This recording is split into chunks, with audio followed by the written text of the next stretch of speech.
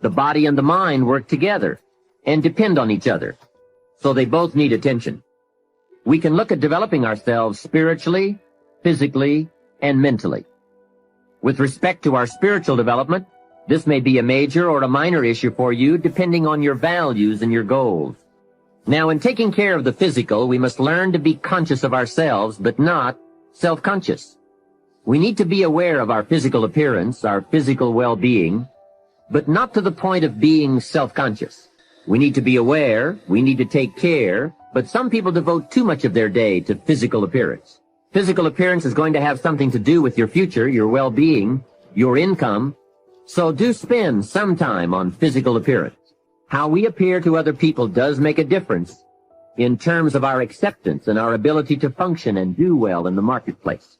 In fact, there's another Bible phrase that says, take care of the outside for people and take care of the inside for God. People look on the outside, and God looks on the inside. Now, you might believe that people shouldn't judge you by physical appearance. Well, let me give you a clue. They do. The best thing to base your life on is reality. What people really do. So since people generally judge by appearance, then that's probably one thing we want to take care of. That's just part of the game. Now, of course, when people get to know you, or if they've been around you any length of time at all, they're going to judge you by more than appearance. But sure enough, people at first are going to take a look. So taking care of yourself in personal appearance is a consideration. Now, physical development also includes your good health and your well-being. You've got to spend some time on that so that you feel good in the marketplace. Get involved in some form of disciplined exercise. Keeping fit and feeling good has a positive effect on your attitude, not just your appearance. Even if you're not into sports, there are some cassette programs and books on how to stay in excellent shape in only 20 to 30 minutes a day. Get the tapes and find your best way to stay physically fit. Just develop a bit of consciousness about taking care of yourself physically. Physical fitness pays great dividends in terms of your energy level, your ability to live a long, healthy life, and your general sense of well-being. There's a Bible phrase that says, treat your body like a temple. So just put it in your notes, body like temple. Not a bad suggestion. Treat your body like a temple, not a woodshed. The other part of physical well-being is nutrition. There are some excellent cassettes and books on this subject for you to investigate as well. Do all you can to stay fit, to stay healthy, and to stay well, because physical health and fitness affect how you feel about yourself and how you perform in the marketplace. When you feel good about yourself, other people will feel good about you too. Appearance, vigor, vitality, and well-being have a lot to do with how your life works out. Now, the mental exercise and nourishment are just as important as physical and spiritual exercise and nourishment. You want to make sure that the acceleration of your mental health, mental well-being, and mental capacity keeps up with your physical capacity. So make sure at 40 that your mind has kept up with the passing of the years. Don't stay 30 at 40. Don't stay 30 at 50. Keep up the learning curve with mental exercises. It's so important for you and me to be stretched beyond where we are. It's too easy to just comfortably sit and stop growing. It often doesn't seem to be that necessary to make the push, to make the effort to learn and to grow and to challenge yourself. So here's what I'm asking you to do. Be that unusual person who keeps up his learning curve. Succeeding in life is not usual. It's unusual. You need to develop some unusual habits to earn the outstanding rewards. A friend of mine said, a standard education will get you standard results. You want a lot more than standard results? You need to become a lot more than a standard person. And now I've got some more good news for you. Never before in the history of the world has it been easier for someone like you or me to become educated, skilled, highly creative, innovative, and spilling over with profitable ways of thinking. I'm talking about making full use of audio cassettes like the one you're listening to now. You can turn your automobile into a professional growth seminar on wheels. I'm serious. Cassettes can turn the time you spend driving your car, dressing in the morning, or exercising into solid, effective personal development. While your friends are vegetating on the way to work, listening to the radio that doesn't help them one bit to do a better job, you're picking up new negotiating skills, better sales techniques, or a new creative way to solve problems. Keep building your library of fine, quality cassette resources. There isn't a better place you can put a few dollars every month. Become a student of good ideas, wherever they can be found. Always be on the lookout for a good idea, a business idea, a product idea, a service idea, an idea for personal improvement. Spend the money and time and the effort. They're all investments, time, effort, and money. But the payoff is so great, it's hard to compare the cost to the reward. I have a great suggestion for the cassettes and the books and the lectures, the seminars, and the videos you need for a constant flow of ideas and inspiration. Set up an educational fund. Take a portion of your income each month and set it aside to invest in all the means of the search for knowledge. Remember, the best money spent is the money spent to cultivate the genius of your own mind and spirit. Make sure you don't spend more for accommodation than you do for education. The money, small price. The promise, unlimited potential. But just make this note, all of us, have self-interest. The key is for it to be enlightened so that everybody wins and no one loses. Our first interest is to survive. What does it take to survive? Our second interest is to succeed. What does it take to succeed? What does it take for me personally to survive and to succeed?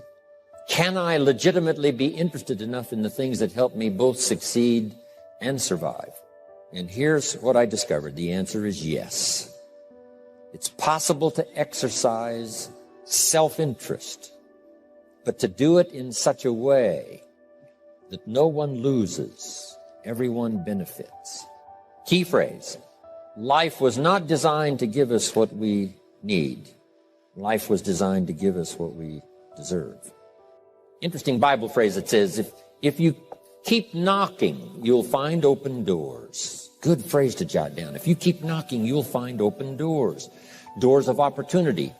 Doors of a chance to meet someone. Doors open for association. Doors open to find someone special. Doors open to find a unique business colleague. If you keep knocking, the phrase says, doors of opportunity are open to those who continually knock. So we don't find open doors of opportunity because we need them. We find them because we deserve them. Only those who knock deserve to find an open door. But the promise is, if you continually knock, you'll find doors of opportunity. It says, if you search, you will find. So make the note, it's good. Finding is reserved for the searchers because they deserve it. Now, at first they may have needed it, but they now know that just needing it is not sufficient. But if they need it, now they must qualify. The reason why you're going to be blessed with good ideas this weekend is because you've come searching. You've gotten on an airplane to come searching. Got in your automobile to come searching. You got here searching. Now you're ready to receive. And for those who search, they will find answers. They will find plans, imagination to stir yourself into action, future benefit. So if you search to find a good idea, you must go looking, go searching. You've got to go to church. You've got to go to class. You've got to go to the seminar. You've got to go to the library. You've got to go to the books if you wish to find. Rarely does a good idea interrupt you. Rarely. But if you will search, you will find. So we get not what we need, but we get what we deserve. It says if you ask, someone has an answer. If you keep asking, the answers belong to you, because by virtue of asking, you have qualified. So we don't get what we need, we get what we deserve. The mother on welfare should be taught in some small manner that hopefully she can begin deserving the welfare check. Not getting it because she needs it, but now starting to get it because she deserves it. If the welfare worker says to Mary, Mary, I brought a bucket of paint and a paintbrush, and the next time I come, if the door is painted and the fence here in front is painted, I give you the check for $450. Not that painting the door and painting the fence is worth $450. It's not worth that much, but it is the beginning of the process. So make that note. I want to begin the process of deserving. What would that be? What process should I begin engaging in to deserve good health, to deserve a good relationship, to deserve prosperity, to deserve an enterprise, to deserve the opportunity to build a city? What must I do to begin the process of deserving? So now the welfare worker comes back and the door is painted and the fence is painted. And now Mary gets the $450 to help take care of her children, not because she needs it, but because she's beginning to deserve it. Then the welfare worker thinks of some other project. She said, Mary, if these weeds are gone and this little garden is cultivated, when I come back, now that the door is painted and the fence is painted, if the weeds are gone and this little garden is cultivated, you get the $450. And step by step, a new life is emerging, learning the process of deserving it, not just needing. We teach our children at home, right? Child says, I need $10. So that language doesn't work here. There's plenty of money here, and the vaults are full. But to say I need $10 is not how you open the vault. So the child says what? Wow, how can I get that $10 that I need? So here's what they learn to say. How could I earn $10? Now the vault opens up. Now the money starts to flow. How could I earn $10? What could I do to earn the money? Not to get the money because you need it. Maybe you need the money. That's, all of us have needs. But here the key is to figure out how to open the vault, how to open the bank, how to open this unbelievable flow of resources to come our way. And here's the key: to deserve it, not to need it. You can't walk out to the field and say to the field, I need a crop. Here's what the field says. Here's what the ground says. Who is this clown that brings me his need but brings me no seed? So jot that down. Take your seed to the marketplace, not your need. Don't disclose your need to the marketplace, only your willingness. We'll talk about that a little later today. Because the marketplace is not interested in your need, but they are interested in your seed. They're interested in your willingness to work. They're interested in your disciplines. They're interested in your eagerness. They're interested in your vitality and your work ethic. That's what the marketplace is interested in. Not your need, but your seed. We get what we deserve. Old Testament God says, if you'll move toward me, I'll move toward you. See, that's how you get those occasions to meet God. You must make the move. There's an extraordinary phrase in this little context, and here's what it says. It's better to give than it is to receive. Now, the uneducated person would find that difficult to ponder. Why would it be better to give than it is to receive? So let me give you one of the better phrases for the day. Here it is. Giving starts the receiving process. So, of course, it's better for me to receive my additional fortunes for the future. Not necessarily for the money, because I don't need the money. I take the money, but I don't need the money. But here's what I do need. For someone to say, a year from now, 5 years from now, Mr. Rohn, that seminar helped to change my life. And for whatever reason, I was brought here to this place for this time. And later someone says that. See, to receive that kind of thanks, it's unbelievable. Here's what you cannot buy, that kind of thanks. You can't buy it with money. You have to earn it. Now, let's expand a little further now. That it's called the law of riches and wealth.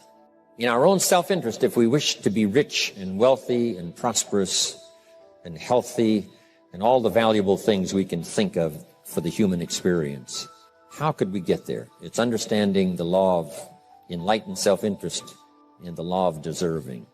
The question was asked in the Bible, how can we be great? What is the key to greatness? Great wealth, great return, great accolades, trophies to put on the mantle above the fireplace. How can we get great respect, great riches, great abundance for ourselves? How can we get that? And the answer was given, and here was the answer. Find a way to serve. Find a way to serve the many. So I paraphrase it to read this. Service to many leads to greatness. Service to many leads to greatness. Someone says, well, about the best I can do is take care of myself. That's okay. Self-care, has its own reward, but it's very limited. Somebody says, I can't be worried about other people's problems. I got enough problems of my own. That's okay. Self-defense is okay. Self-preservation is okay, but it has a very limited reward. If you wish to change that into abundance and prosperity and uniqueness, then here's what you must do. Help solve other people's problems. Help find answers for someone else, not just for yourself, but for someone else. And in that kind of service, you now begin the process of greatness. Someone asked the question, how can I be ruler over many? How could I manage a lot of people? How could I be the leader of a vast movement or enterprise? Here was the answer. Nothing wrong with that wish. We call that self-interest of the highest kind. Wishing to be the manager, the ruler, wishing to be presiding over many people. Here was the answer. Be faithful when the amounts are small. Be faithful when there's just a few. Be disciplined when there's only a few. That starts to entitle you to someday be ruler over many. You say, well, if I had a big organization, I'd really run it with a strong hand and I'd be a fabulous leader. But I've only got a few and I don't know where they are. See, that's not going to work. If you wish to preside over riches, you must start when the amounts are small.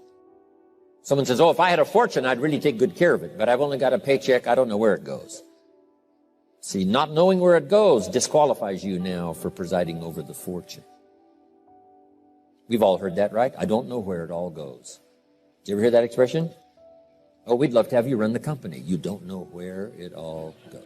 Somebody says, it just gets away from me. Oh, we'd love to have you run the world, right? It just gets away from you. Somebody says, it's only pennies and it's only a few. Here's where you begin to qualify for abundance and riches and greatness and respect, is to be disciplined when the amounts are small. Someone finds it unique, right, that this many people would come and hear what I've got to say for a whole weekend. But this is not where I started. I started with just a few. But I was so on fire with the few, trying to translate for them in my awkward ways back then. What had happened to me? My life got changed, my income got changed, my health got changed, everything got changed for the better. And now I've lived the most extraordinary life. But it started with my passion for just a few, to translate for just the few. Someone says, well, there's just a few here. Does this meeting matter when there's only a few? And the answer is yes. Jot this down. You never know who's in the audience. Whether it's a few or 1,000 or whatever. But you got to be faithful when there's just a few. Tell your story when there's just a few. Be just as passionate about ideas that can change someone's life when there's just a few. Now you begin. You're not fully qualified, but you begin the qualification to someday speak to many. Someday preside over a vast crowd. Someday be the manager or the leader of millions. It used to be a long time ago, rich was being a millionaire, but, a millionaire, $1 million is not that much anymore. So everything is relative. But someone says, well, I don't want to think of myself as trying to get rich. So there's other language we can use from a variety of semantics. We can choose what's more comfortable. Becoming wealthy. The term wealthy in everybody's mind is probably a little different of what the amount is or what the accumulation is. So that's interesting. Rich or wealthy. But here's one concept I think everybody can comprehend, even the kids, and that's to someday be financially independent. Being able to live from the income of your personal resources, that's a goal everybody should set. Now, if you're a little late coming to this plan, you might have to, do a little more stretching than the average person would. But starting at age 15, it's easy to pencil out where with a normal average income and the increases every year to be financially independent by age 35, 40 at the latest, if you have a good plan. Now, the reason why the money all disappears is not because it doesn't exist. It's because the money isn't put in the right plan. Now, money's not the only value. But make this note, it is one value. It's not the only one, but it is one. Money is not the only measure of success, but it is one measure.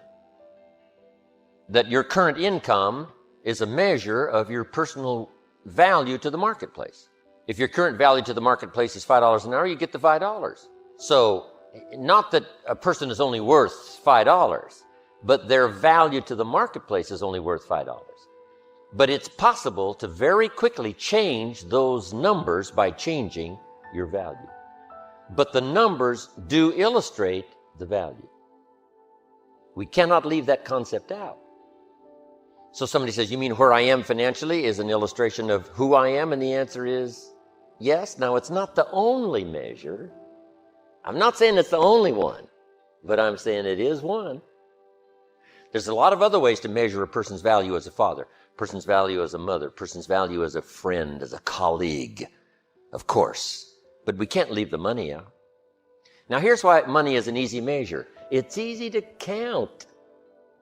Let's count. See, there's nothing better than the truth. You don't need to fool with the truth. It is so dynamic in uncovering the errors of our ways and helping us to set up new disciplines to change it all, starting today, starting overnight, starting anytime. Now, you could wait to start a plan for a couple of years, but why not do it now? Some people have to wrestle with, and I had a few questions on, is it okay to strive to be rich? Is it okay to want to be wealthy? Is it okay to go for it? I had to come to grips with that. Some people say, well, it'd be better to renounce all worldly goods and just live a very poverty, spiritual life. And that's one concept. I've got another concept. Try this on for size. If you could do better, should you? That's an interesting concept to consider. Why would you leave the biggest share of your life unexplored in terms of personal development and what that might have achieved, either in the marketplace or at home as a father? Someone says, well, I'm not going for being rich. I don't think that's really the healthy thing to do. So everybody has to wrestle with that. And I understand that. But I think one conclusion we could come to, with a good, simple, practical plan, there's no reason why you can't accumulate the resources to be financially independent. Lydia Colon invests $1 in her enterprise, selling a product she believed in. Here was her first investment, desperation. She says, my kids are hungry. I got to make this work. If this doesn't work, what will I do? That's called great incentive. My friend Bill Bailey went to Chicago as a teenager after he got out of high school. And the first job he got was night janitor. Someone says, Bill, why would you settle for night janitor? He said, malnutrition. Right? You work at whatever you can possibly get when you get hungry. Right? You go to work somewhere. Night janitor, don't matter where it is. Now he's rich and, he's financially independent, but first job, night janitor. Now here's the next investment she made. Determination. I will find someone. First she said, I must find someone. Desperation. Second, she said, I will find someone before this first day is over. Sure enough, she found someone. And she said, if it works once, it'll work again. But the next person said no. Next person said no. Now what must you invest? Courage. Courage is more valuable than money. If you've only got $1 and a lot of courage, I'm telling you, you got a good future ahead of you. Courage in spite of. Humans can do the most incredible things, no matter what happens. Tell us about it. Haven't we heard the stories? And humans, you can't sell humans short. Courage. In spite of. Not because of, but in spite of. Now, once she's sold 3 or 4 and gotten going, here's what now takes over. Ambition. Wow, if I can sell 3, I can sell 33. If I can sell 33, I can sell 103. Wow, now she's now dazzled by her own dreams of the future. Try this one on for size, faith. Now she begins to believe, I've got a good product. This is probably a good company. And she then starts to believe in herself. Lydia, single mother, 2 kids, no job. My gosh, I'm going to pull it off. Her self-esteem starts to soar. These are investments that are unmatched. Money can't touch it. What if you had $1 million and no courage? You'd be poor. You wouldn't be rich. Now here's the next one. It's the reason why she's a millionaire today. Ingenuity. Putting your brains to work. Probably up until now, you've put about 1/10 of your brain power to work. What if you employed the other 9/10? You can't believe what can happen. Humans can come up with the most intriguing things to do. Ingenuity. What's ingenuity worth? A fortune. It's more valuable than money. All you need is $1 and plenty of ingenuity. Figuring out a way to make it work, make it work, make it work. Next, heart and soul. I mean, what's a substitute for heart and soul? It ain't money. Money can't buy heart and soul. And heart and soul is more valuable than $1 million. $1 million without heart and soul, you have no life. You are ineffective. But heart and soul is like magic. It's what we call the unseen magic that moves people to buy, moves people to make decisions, moves people to act, moves people to respond. Heart and soul. Next, personality. You've just got to spruce up and sharpen up your own personality. You've got plenty of personality. Just get it developed to where it's effective every day. It's effective no matter who you talk to, whether it's a child or whether it's a business person, whether it's a rich person, poor person. A unique personality that is at home anywhere. Here's the ultimate investment, charisma. Ultimate sophistication, charisma. With a touch of humility. All of that list is more valuable than money. With $1 and the list I just gave you, the world is yours. I mean, it belongs to you. Whatever piece of it you desire, whatever development you wish for your life. Capital, there is some kind of capital and there is some kind of capital. But here's what you can do with $1 and the rest of this investment of yourself and your person. You can secure your fortune. Key phrase, you lack not the resources. You don't lack the mental resources. You don't lack the financial resources. People have asked me for the last 24 years, how do you develop an above average income? And the answer is, become an above average person. Develop an above average handshake. Some people want to be successful. They don't even work on their handshake. As easy as that would be to start on. They let it slide. They don't understand. Develop an above average smile. Develop an above average excitement. Develop an above average interest in other people. Develop an above average intensity to win. See, that'll change everything. Probably one of the most frustrating experiences in life is looking for an above average job with above average pay without becoming an above average person. It's called frustration. And Mr. Schoaf gave me probably the greatest clue he gave me when I first met him. He said, Jim, if you want to be wealthy and happy the rest of your life, just learn this lesson well. He said, learn to work harder on yourself than you do on your job. Then Mr. Schoaf gave me probably one of the most important clues among so many things he taught me, but this was in those early days.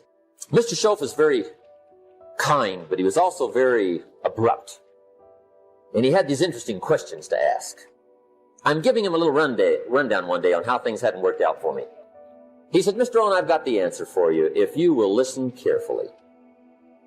And listen carefully I did that day and for the next 5 years. If somebody's wealthy and happy, you gotta listen. He said, Jim, I've only known you a short time.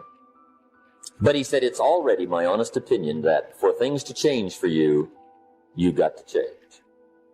That wasn't quite the answer I was looking for. But that's the answer he gave me, and I pass it along to you on this warm summer evening in Anaheim, California, 1981. For things to change for you, you've got to change. Otherwise, it isn't going to change. Before I met Mr. Schoaf, I used to say, I sure hope things will change. That seemed to be my only hope. If it isn't going to change, I'm in serious trouble. And then I discovered it isn't going to change, so I'm in serious trouble. See, I can tell you what the 80s are going to be like. You have dropped into the right place. I did a seminar one time for Standard Oil executives and management in Honolulu. And we're having a conference one day on this big conference table. And one of them said to me, Mr. Rohn, you know some fairly important people halfway around the world. What do you think the 80s are going to be like? I said, gentlemen, I do know the right people. I can tell you. So they all listened very carefully. And I said, gentlemen, based on my wide experience, I can really honestly say to you, in my opinion, in the 80s, it's going to be about like it's always been. Aren't you glad you came? That's inside. I don't pass that around just everywhere. Now, of course, I said that to make a point, but I also said it because it's accurate. It's going to be about like it's always been. It isn't going to change. The tide comes in and then what? It goes out. For 6,500 years that we know of, recorded history, and probably long before that. So it is not going to change. It gets light and then what? It turns dark. 6,500 years. See, it's not likely to change. And we're not to be startled by that. And if the sun goes down, the guy says, what's happened? What's happened? It means he hasn't been here long, I guess, right? It always goes down about this time. The guy says, well, I don't like that arrangement. Well, you got to talk to somebody besides me, right? It gets light, then it turns dark. In rotation, the next season after fall is what?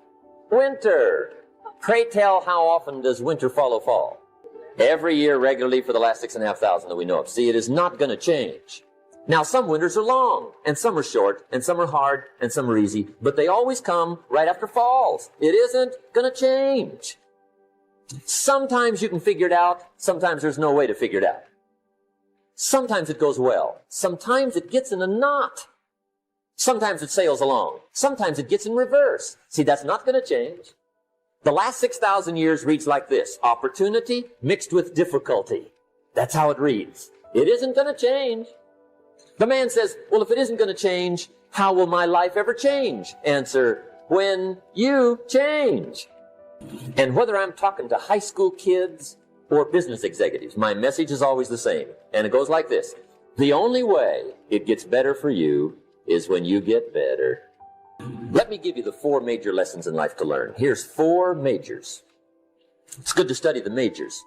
In our weekend seminar we teach. Some people don't do well because they major in minor things. You've got to be on the lookout. At the end of every week, end of every month, you've got to check, make sure you're not spending major time on minor things. We go through that whole series. Majors and minors. Now, let me give you 2 phrases before we get to the 4 majors. This will set it up and you'll see where I'm going. 2 key phrases for your notes. Here's the first one. Life and business is like the changing seasons. That's the first phrase. Life and business is like the changing seasons. One of the best ways to describe life, it's like the seasons. Frank Sinatra sings, life is like the seasons. Now here's the second phrase. Very important. You cannot change the seasons, but you can change yourself. You can't change the seasons, but you can change yourself. And see, that's how life gets better for you, not by chance, but by change. Now, here's the 4 major lessons in life to learn. I've got my first book finished, came out a couple of weeks ago. This is in it, the 4 major lessons in life to learn. Here they are. Number 1, learn how to handle the winters. That's lesson 1. They come right after falls with regularity. Some are long and some are short and some are hard and some are easy, but they keep coming. You must learn to handle the nights. They come right after days. You must learn to handle difficulty. It comes right after opportunity. You must learn to handle recessions. They always follow progressions. For the last 6,000. See, it isn't going to change. The lesson you must learn is how to handle it. And there's all kinds of winters, right? The winter when you can't figure it out. The winter when it all goes smash. The winter when it turns belly up. The winter when it won't work, when you've run out of money and you've got a broken heart. See, those are winter times. There's all kinds. Economic winters, social winters, personal winters. When your heart is smashed in 1,000 pieces and the nights are unusually long, your prayers seem to go no higher than your head. It's wintertime. Barbara Streisand sings, it used to be so natural to talk about forever, but used to be's don't count anymore. They just lay on the floor till we sweep them away. You don't sing me love songs, and you don't say you need me, and you don't bring me flowers anymore. A song of winter. But see, the disappointments come. Those are normal. That's part of life. But the question is, how do you handle it? How do you handle the coming winters and the disappointments and the downtimes? Well, you can't get rid of January by tearing it off the calendar. But here's what you can do. You can get stronger, you can get wiser, and you can get better. The winters won't change, but you can. And that's how life changes for you. See, before I understood, when it was winter, I used to wish it was summer. I didn't understand. When it was hard, I used to wish it was easy. I didn't know. And then Mr. Schoaf gave me a part of his very unique philosophy when he said, don't wish it was easier, wish you were better. See, that triggered my whole life change. Don't wish for less problems, wish for more skills. Don't wish for less challenge, wish for more wisdom. That's the key. So that's lesson 1, learn how to handle the winters. Here's lesson 2, learn how to take advantage of the spring. That's the second one. Spring is called opportunity. And spring follows winter. What a great place for it. If you were going to put it somewhere, that'd be the place to put it, right after winter. And pray tell, how often does spring follow winter? Every year with regularity, 6,000. You can almost count on it. See, opportunity always comes. Days follow nights. Isn't that terrific? Opportunity follows difficulty. But here's what you must learn to do. Underline these 2 words in that key phrase. Take advantage. Underline those 2. You must learn to take advantage of the spring. See, just because spring rolls around is no sign you're going to look good come fall. You gotta do something with it. In fact, you have to get good at one of 2 things in life. Planting in the spring or begging in the fall. Or get somebody to do it for you. See, those are about the only alternatives. Now here's what else you must do. Take advantage of the springs quickly, because there's only a few. Just a handful of springs have been handed to each of us. They don't come forever. Life is fairly brief. So you got to read every book you can get your hands on what to do with your springs while they're here. And take advantage, they soon run out. The Beatles wrote, life is so short. And for John Lennon, it was extra short. But life is brief. Elton John sings, she lived her life like a candle in the wind. It's brief. So whatever you're going to do with your life, you got to get at it. Don't just let the springs pass. Here's the 3rd major lesson in life to learn. Learn how to protect your crops all summer. You got to take care of what you start. Sure enough, as soon as you've planted your garden in the spring, the busy bugs and the noxious weeds are out to take it. And here's the next bit of truth. They will take it unless you prevent it. And that's the 3rd major skill to learn. You've got to learn to prevent the intruder from taking all the good you start. It's one of the challenges. Here's 2 key phrases on the number 3. First one, all good will be attacked on this planet. Maybe not the next one we get to, but on this one, all good will be attacked. Every garden will be invaded. Not to think so is naive. And here's the second phrase. All values must be defended. Political values, social values, community values, family values, marriage values, friendship values, business values. Every garden must be tended all summer. 3rd major lesson. Now here's number 4. 4th major lesson in life to learn. Learn how to reap in the fall without complaint. Learn to reap come harvest time without complaint. Take full responsibility for what happens to you. It's one of the highest forms of human maturity, accepting full responsibility. It's the day you know you've passed from childhood to adulthood, the day you accept full responsibility. And another note, learn to reap in the fall without apology. Without apology if you do well, and without complaint if you don't. That's maturity. I used to have that long list of reasons why I wasn't doing well. To explain. You got to explain, right? Otherwise you're going to look bad. I used to have this funny list called Reasons for Not Looking Good. I used to blame the government. I mean, you can believe that or not. It was at the top of my list. I had a lecture second to none. The government. That was on my list. I used to blame taxes. Look what you got left after they take everything. And they expect you to do well. That was on my list there.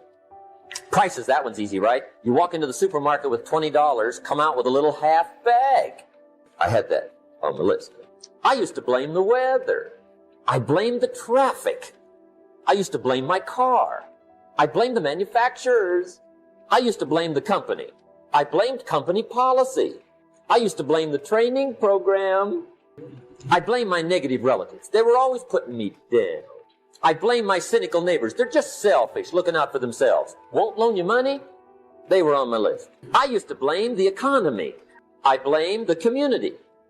That's a pretty good list for not doing well, isn't it? I thought it was good. I'll never forget one day. Mr. Schoaf was very kind, but he was also very blunt. And this was no exception. And I'm glad he was blunt. There's a lot of things I'd have missed if he hadn't have been blunt. One day, with sort of a curious look on his face, he said, Jim, just out of curiosity, tell me, how come you haven't done well up until now? Excellent question. I thought, well, so I won't look too bad, I'll go through my list. And this list I just gave you, I put that on him. And he was very patient. He let me go through the whole thing, the government, the weather. I went through this whole thing. When I finished, he looked my list over very carefully. He said, Mr. Rohn, big problem with your list. You ain't on it. How brilliant.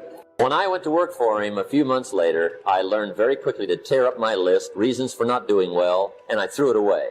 And I got me a fresh piece of paper. And I put one word on it. Me. There's a Black Heritage spiritual that says, it's not my mother nor my father, nor my brother nor my sister, but it's me, oh Lord, standing in the need of prayer. See, I used to blame everything outside. And then let me give you a little philosophy that helped turn my life around. For your notes, here it is. It's not what happens that determines the quality or the quantity of your life. It's not what happens. And the reason is because what happens to about everybody. No different. The sun went down on all of us last night. A common event, a happening. And I found out that the same things can happen to two different people. One gets rich and one stays poor. Why is that? It's because it's not what happens, but rather it's what you do that changes everything. So that's a key phrase. It's not what happens, it's what you do. What happens is about the same. You might put that in parentheses here. Same. What people do, that's what's different.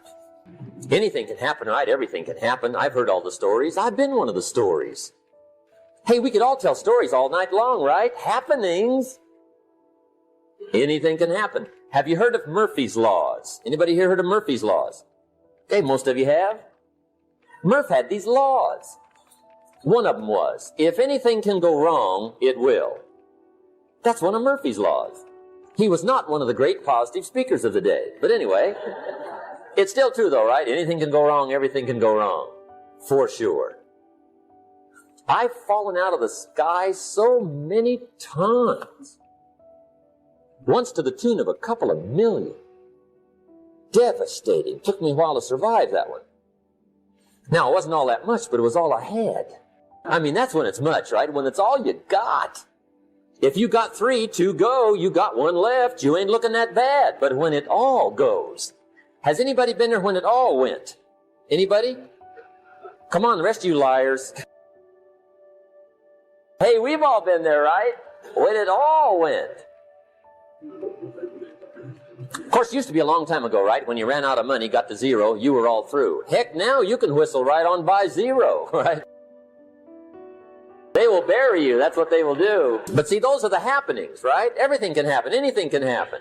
But it's not the happenings. It's what you do about it. Somebody says, yeah, but you don't understand the disappointments I've had. Come on. Everybody's had their share.